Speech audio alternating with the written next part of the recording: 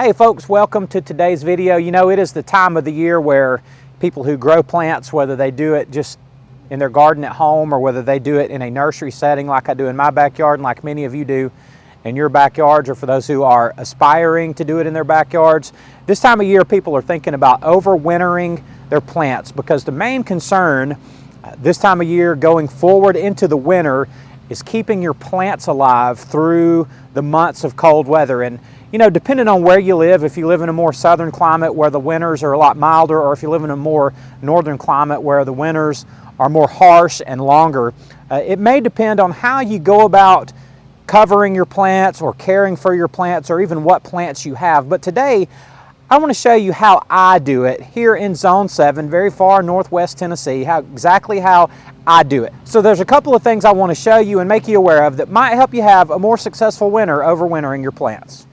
If you spent any time at all on my channel watching these videos, you know that I have a great love for arborvitaes, and these are green giants. And the reason that I'm showing you this is critical in understanding how to succeed over winter with your plants. Here's what I know about green giants. They are absolutely hardy in winter in their pots just as they are. I will not do one thing to these plants. They'll just sit here in these pots, and come next spring they will just continue right on growing as they have throughout the season. And these are hydrangeas. You've seen them. These are paniculata hydrangeas back here called silver dollars, and these are an arborescens hydrangea called Annabelle. And I know that those are varieties that are very hardy through the winter.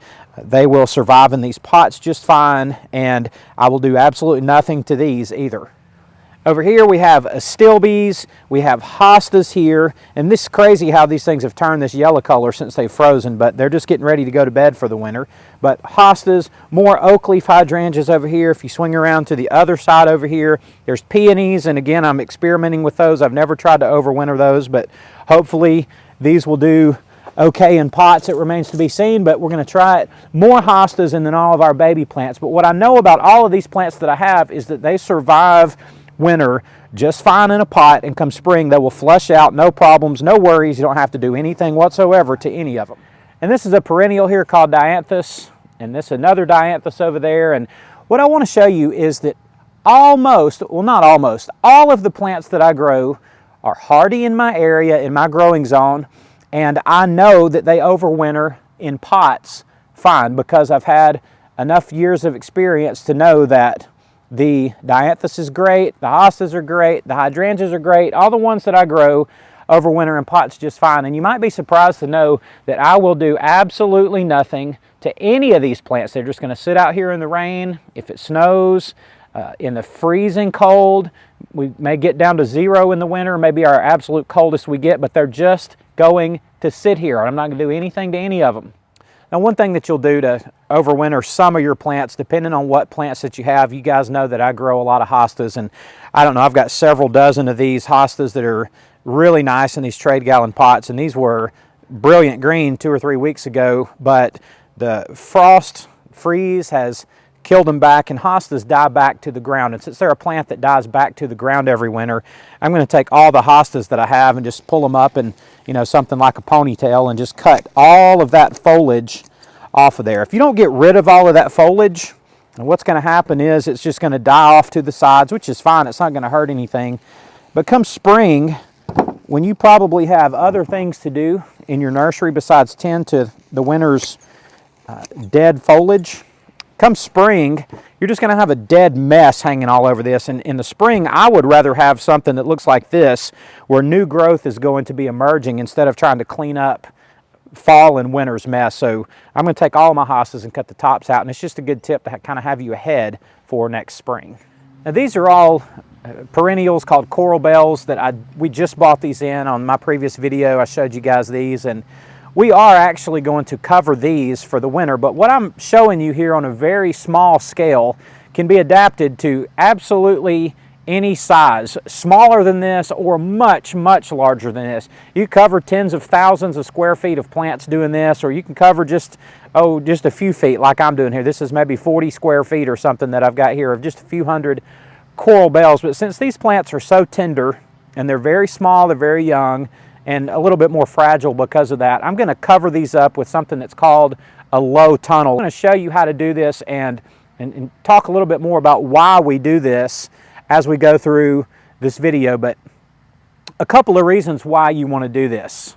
Now, one of the things that you have to watch out for in the winter, and this is the reason why you have to have well-draining potting soil, is if your plants are just left out in the open like 90–95% of mine are, when you get rain and then you get a freeze, or if you get a freeze and then you get rain, you can have trouble with water standing in the top of your pots, and that is not a good situation for pots, to have water standing in them for any length of time at all, and that can actually cause plants to rot and have a lot of losses over the winter. So I'm going to cover these with a plastic tunnel in order to maintain a consistent moisture in the pots over the winter. So these little tiny tender plants, we don't have to worry about them rotting. Coral bells can be somewhat susceptible to crown rot, which happens right at the surface of the plant, right where they emerge from under the soil. And if that stays too wet too long, they can rot on you and you have trouble with that. So we're going to make a tunnel to cover these up.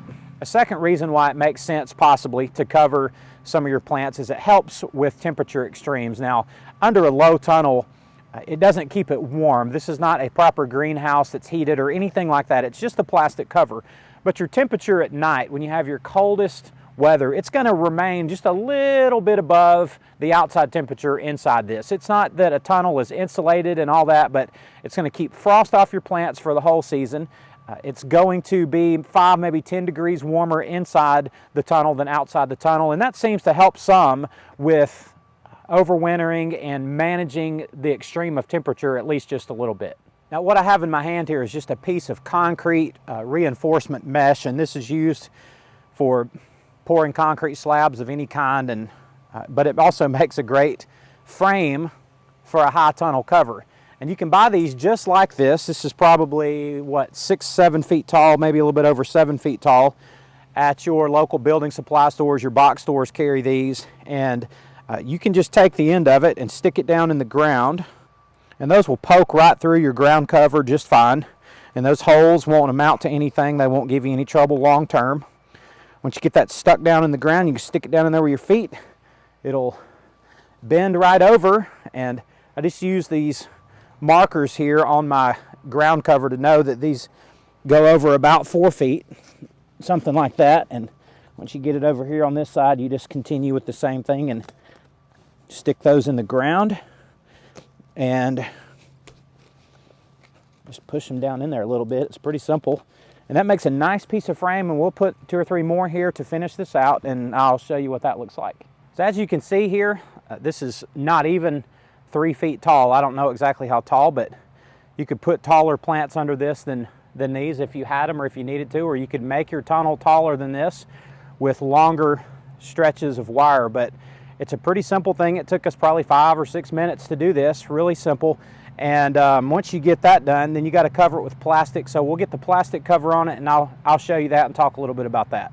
Now, we're going to cover this tunnel here in just a second with this white plastic, and just understand that when you are covering up a low tunnel, a high tunnel, or whatever you're doing for nursery purposes, that you have to use white plastic, and it has to be a UV resistant plastic, or this stuff's going to just fall apart in no time, or it's going to get super hot underneath this thing even in the winter, and you don't want to cook your plants. So don't just go find a piece of white plastic somewhere and assume it's going to work. It needs to be something that is approved for and made for use as a plant covering, or you're going to do yourself more harm than good. And you can find this stuff at any greenhouse or nursery supply place. You just need to make sure that white plastic is the way to go, not clear plastic. If you use clear plastic, it's going to be 100 degrees in here in the middle of the winter, and that's going to be no good. So white plastic is the way to go to cover your plants, and it needs to be rated for use in a nursery. All right, so just pick this up. Make sure we've got the same edge. Got it? All right, just pull this over. You want to make sure that you leave a couple of feet of slack on each end to cover it. Make sure that your covering goes all the way down to the ground with room to spare. And all you have to do, you got to make sure that your plastic, of course, is wider than your hoop.